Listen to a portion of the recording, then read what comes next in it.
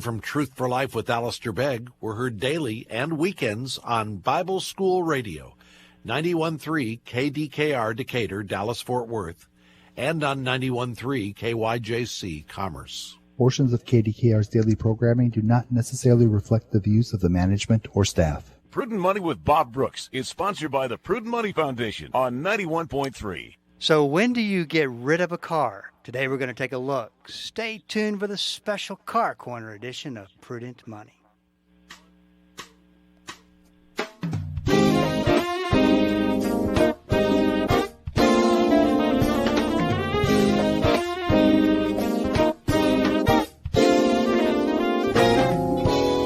Good afternoon, this is Bob Brooks, and you are listening to the special Car Corner edition of Prudent Money. Tony Joe's with me as he is every Friday to take your Car Corner questions.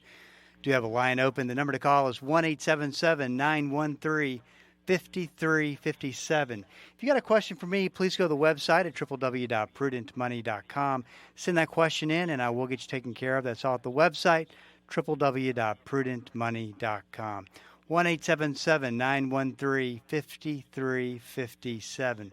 Well, Tony Joe, how are you? Well, that was bad timing. Keep your germs to yourself, my man. I'm glad you asked me that question. This is a stall tactic. Bob, that's a good question. I'm glad you asked me that. That is the ultimate stall tactic when you're interviewing somebody. Mm-hmm. That's a great question. Mm-hmm. As they're trying to think of what this is. That's what we do. But, I got to tell you, how am I? I love what I do for a living. I love my life. I really do. And I wish that on everybody. It's just something that I've never said before, but I was just thinking, you're going to ask me, how am I doing? So I put some thought into it this time. And you thought about what you're really... My life is not all easy. Don't get me wrong. It's not like it's always good, but I love it. But it's just the gratitude of God. Put you in the place that you love, and there's an old saying about somebody said years ago, and it was somebody that we all probably know. I can't remember the name now, but if you love what you do, you never work a day in your life. Sure. Okay. Sure. Well, let me tell you. Here's what I think. I do love what I do, and I probably don't think of it as work, like a mundane job, like some folks have, but whether I like it or whether I've learned to like it, I don't know. But I will tell you, sometimes I come home pretty doggone tired. And I'm thinking, well, do you love what you do? Because they say you don't work a day in your life. Well, I'm pretty tired today, so well, I think that maybe I don't like it as much as having known you for as long as I've known you, one of the things that I know that you love about what you do is that you get the opportunity to walk into your garage every day and you solve problems, right? And you you really enjoy solving problems that other people can't solve or have not solved. Well, yet. I guess that's true. Maybe, I think it's very true. Maybe that's true. Maybe that's what it is. I don't know, but I just know I like it, and I wish everybody could like it like I do. I know a lot of people are down and don't like their job, and they don't like what they do, and they don't feel valued, and I would just encourage them to look at things differently. Bob, one of the things that makes me think that is, of course, we're not here on a sports program, but like what happened on the Monday night game. And everybody's talking about that. I know that you are a football fan, and so am I. And, calling that game, it's like, who cares about football anymore at this point? That game, from what I heard, that game is canceled. It's not going to be replayed. They're not going to. They're working around it. But what's interesting to me, and I don't feel like I'm being overly dramatic. I wrote about this week, is that I've never seen a country come together. And the word prayer and pray. I mean, as divided as our country, the division went away, and everybody's pulling for a guy that nobody knows. And what's very kind of not strange? I don't mean strange. What's the word I'm looking for? Very unique about Mr. Hamlin. Whether you were a Democrat, Republican, whether you're from a different country, it didn't matter. Everybody was shocked, and everybody cared at that moment. And everybody said, yeah, I agree. Call the game off. I mean, it's like, who cares about football? This is so much bigger than that. And then, I don't know if you heard this, but, well, of course, he wanted to raise $2,500 to help some of his local kids in his neighborhood. For Christmas gift. And now it's in the 6-7 million range. Yeah. That's one show of support. But the kind of person this little, I'm sorry, to me, he's a young kid. All right, he's 24 years old. But he is now able to communicate. He can't talk, but I understand from the news reports he can write. And the first thing he wanted to know. They took out his breathing tube today, and he was on a FaceTime with the Bills players. Okay. Yeah, well, that's a new development. Okay. Well, before that, I guess, when he had the breathing tube in, since he couldn't talk, he could respond, write something. And the first thing he wanted to know was who won the game. Now, that's awesome. He didn't know what was going on. I hadn't heard that. And it's interesting that he would think, well, I probably just got carried off the field like anybody else, and they went on with the game. Who won? Yeah. It's going to be amazing when he finds out what an impact he made nationwide. Yeah, I've never seen people rally and pray since 9/11. And I don't think I'm being overly dramatic. I can't think of another time where the country has actually come together. And, I was telling somebody about this a second ago, is that on ESPN, one of the anchor men goes, I'm going to pray right now. Mm-hmm. Did you ever think you'd ever see a host, not that there anything, I just never thought you'd see that on ESPN, have a call to prayer and pray live on TV, and ESPN doesn't even, you think they would cut to a commercial. Yeah, you would think. They were, and I mean that kind of ha-ha and not ha-ha, but. Well, it was a very surreal, impactful moment for everybody, no matter who you were. And that's why I believe when it comes down to the nut cutting, America will pull together under extreme conditions. And I'm not going to belabor the point. We'll move on in the show. I just want to say one more thing about that.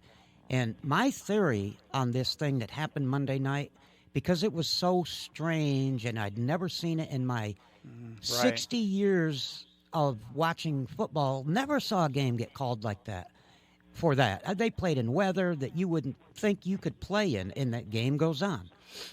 It was just God reminding us of what's important. Mm-hmm. I really believe that. We need that lots right now. Of symbolism. Right. And I hope he's fine. I hope he makes a complete recovery, and I hope it's he gave us a great thing at his expense. And last thing that I'll say as well is for him to survive what he survived, you had to have two medical teams that are sports trainers come together, do the right thing at the right time with no second. I mean, the things that had to happen, and I just can't imagine somebody saying, "Oh, there's not a God." I mean, how could you deny the existence of God and see that happen? That's right. I agree. I think this is a pretty remarkable thing, but so thankful that he is on the mend, and maybe he'll even play football again one day. Who knows? Who knows? He's making incredible progress, so we'll see. 1-877-913-5357. Something else that is very odd is that my son went to get his car inspected. Yeah. And so he goes, Dad, there wasn't an inspector there at the garage. And there's always, this right near our house, there's always this inspector there. He went to another place. Dad, there's not an inspector. No, but there's nobody there to inspect. Come to find out, there's a shortage of inspectors to inspect cars. He finally found someone today. Mm-hmm. And we were talking about that. Like, have you heard of that? Well, I have not heard of that specifically, but maybe if any callers have heard of it, they could call us and let us know, because that's kind of an interesting phenomenon that I'm unaware of as a mechanic who gets people's cars inspected for them quite a bit. Bob, I will take on a job where the check engine light's on, it won't pass inspection, it's got to be fixed, and there's a place right down the street from me. And a lot of times I will offer to just, hey, if you got an insurance card or send me an insurance card, I'll run it down and get it inspected for you so that you don't have to get your car fixed, and then go somewhere else. It's all done, through me, and then you can just pick it up and you can go on with your life. So I go through that quite a bit, but I use one particular place, and there's always... So I'm not aware of that. But I will tell you, from my own personal life, there isn't a business, and I deal with a lot of people, business people, other, restaurant owners and things, just my everyday acquaintances as customers. There isn't a business I know of that has a hard time finding help right now. Yeah, that's the honest truth. I can't think of one facet, whether it's restaurants, lumber company, hardware kind of trade, people that I know. It's hard to find help. I don't know why. It's just very strange. It's hard in mechanics too. Hard to find help. A lot of dealerships are working on a skeleton crew of mechanics right now. So tell me this, and I asked you this question, I don't know, 7 or 8 months ago.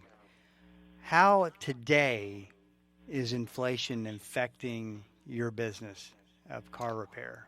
Well, of course, it is affecting my business with increases in all the price products, all the parts that I have to buy, and everything's going up slightly, not dramatically, but I have increased prices to compensate for the offset because I've had to. Right. And I'll tell you something else, Bob. I know this is not what you're asking me, but one of the things that's affecting me almost as much as inflation is the shortage of parts on some cars that are like 2017 cars. I mean, they're 4 or 5 years old, and sometimes you can't get parts right away from them. Well, that's the supply That's chain. amazing That's to the me. supply chain problem. I had Jim Rickards on the program yesterday, and he was talking about this, and he said most of the supply chains run through China, and they're just broken.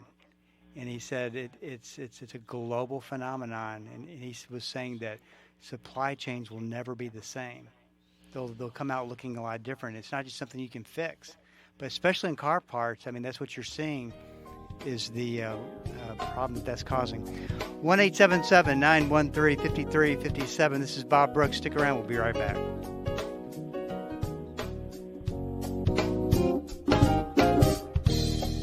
The Word for Today is excited to announce the new official online home for the ministry of Pastor Chuck Smith and Kay Smith, pastorchuck.org. At pastorchuck.org, you'll have instant access to thousands of hours of verse-by-verse teaching by Pastor Chuck Smith from Genesis through Revelation, and full access to special messages on subjects such as prophecy and much, much more. Also at pastorchuck.org, a full library of great teachings by Kay Smith, and a section where you can read some of Pastor Chuck's books online, all free of charge. So visit the new official online home of the Word for Today and the ministry of Pastor Chuck and Kay Smith. pastorchuck.org. Whatever you're going through, don't take it as the evidence that God doesn't love you, but embrace it as the realization that you are one of His children and He loves you. And then take hope and knowledge in this truth. He is with you. Dr. David Jeremiah continues his series, God Loves You, He Always Has, He Always Will. Next time on Turning Point.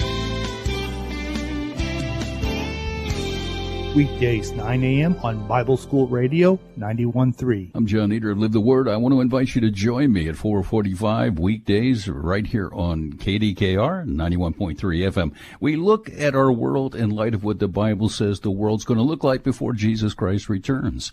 And we answer some important questions, very practical questions about how do we live in a day like this. So join us again, 4:45 p.m. right here, 91.3 FM, Bible School Radio.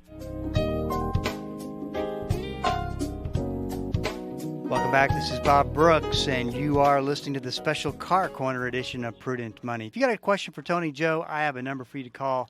The number to call is 1-877-913-5357. Do you have a line open? Would love to hear from you. So let's talk a little bit about... Can I ask you a financial question real quick? Just something I was thinking of. Yes, Just, you can. Can I? All right. Sure. You know about insurance companies, especially homeowners insurance, things like that? Yes. Okay. And you know how it works? Because I've never had to have a roof before, but now I need a roof on my house. Okay. I've got some shingles missing, and I don't know how to go about doing it. I assume I call my insurance company and have them look at it. Is that how you do it? Yeah. Okay, well, no, I don't know. I'm honest. I don't know. I've never had to go through this. I call my insurance company, and they send an adjuster out, and he's probably going to climb around and look. And if I need a new roof, they pay the majority of it, and I have to pay a deductible? Mm-hmm. How much is that usually? Do you know? I mean, what's the average? Do you know? I have no idea. But it is $4,000 or $5,000. Okay, so it's $4,000 or $5,000. Well, see, that seems odd to me, because if you've got to have a new roof, why should anybody pay anything for it? Why should one dime have to be paid out? Because it seems to me like it should be on the house. Okay. Yeah, I apologize. I knew that was a joke. So don't use it? And I knew that I got sucked into it. So and I respect our listeners enough to keep that from happening, but sometimes he just kind of sneaks one in there. And yes, I do know. I'm just saying is all. They take a little bit of time to just stretch out, and so I do apologize. Just for our listeners' benefit, Bob doesn't like any of my jokes, no matter what it is. Even when they are good, he still tries his best not to even crack a smile. Okay, before our last person turns the channel, let's just talk a little bit about cars. All right. You know, I think that most people, especially when you start going into retirement, love their car, put very few miles in their car, would love to keep that car forever. And there comes a point, and you tell me, but there seems like there comes a point where, from a money standpoint, it just doesn't make sense to keep that car. Right. You're exactly right. There comes a point when you can both get along with one vehicle. It saves insurance, it saves upkeep, it saves fuel, puts a lot of money back into the budget. Now, here's the kicker. When is that point? Well, it depends on a lot of different things in your personal life. So every instance is going to be taken on a case-by-case basis, because there's occasions where he still, even though he's retired, let's say the man still would like to go fishing this afternoon and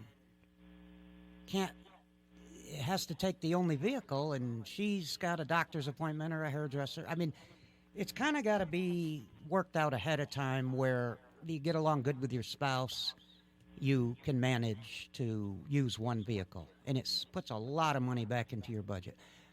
And on the other hand, Bob, you and I both know that there's people that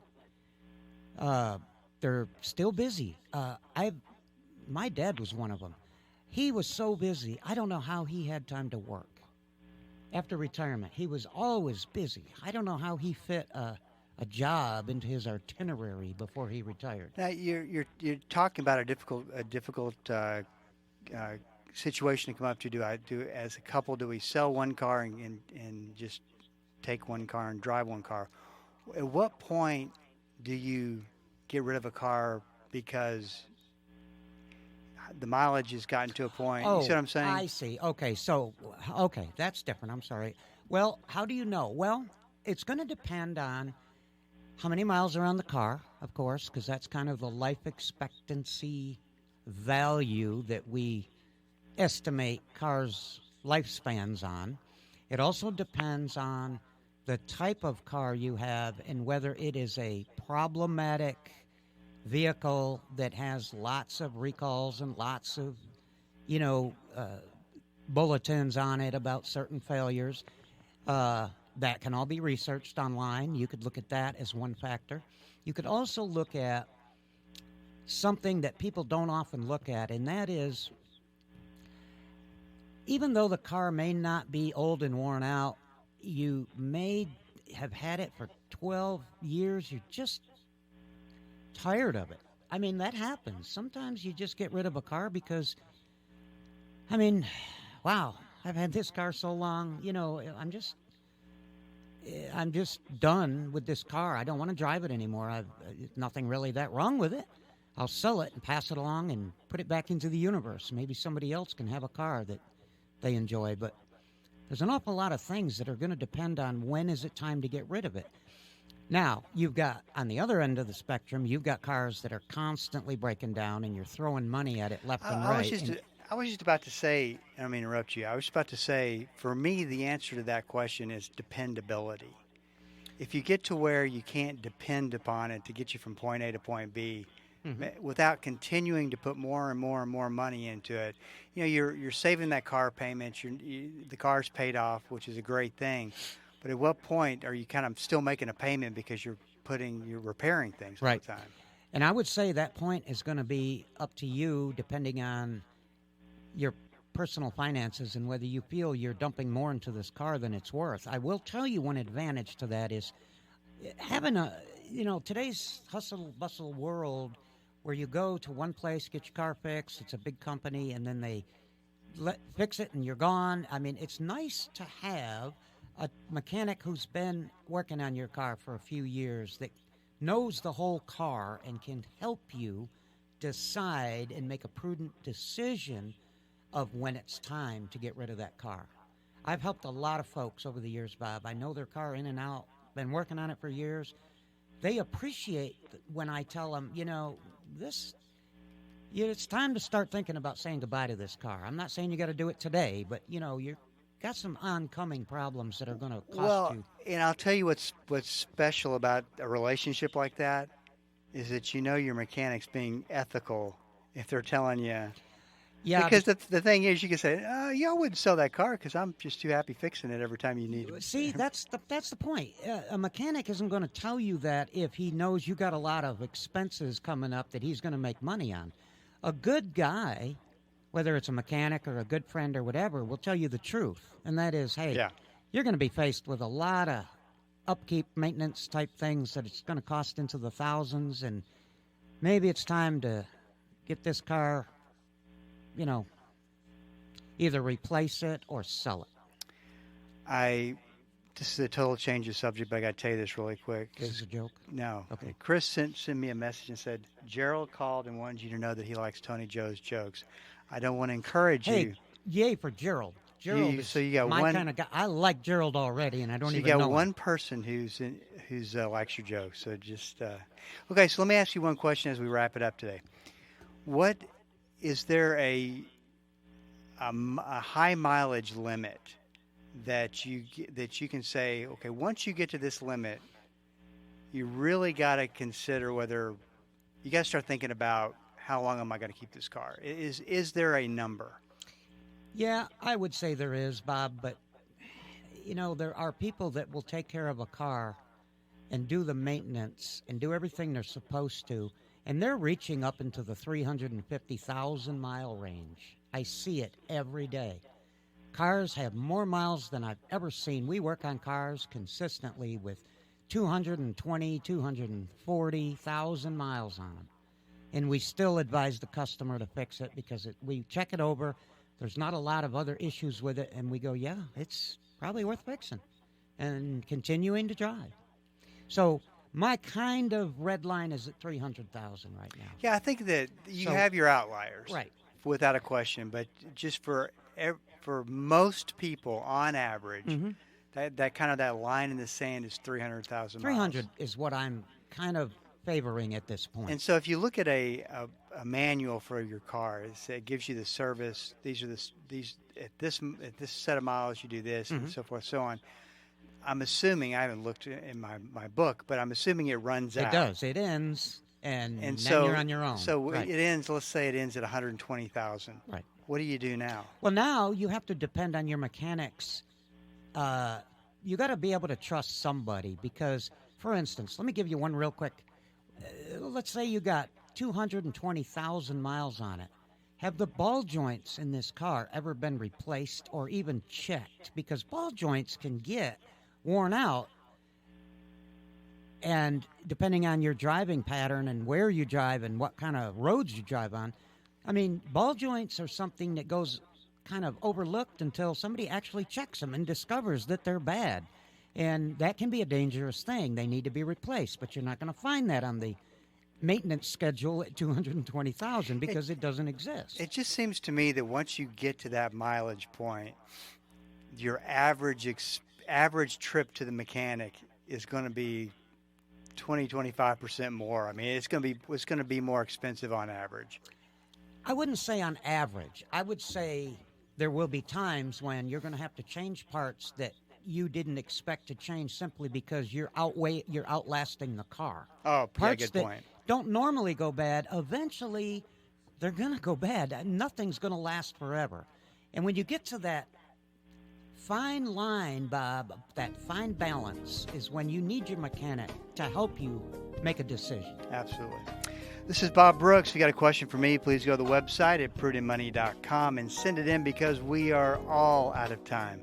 Until we do meet again next time, keep the faith and have a great rest of the day.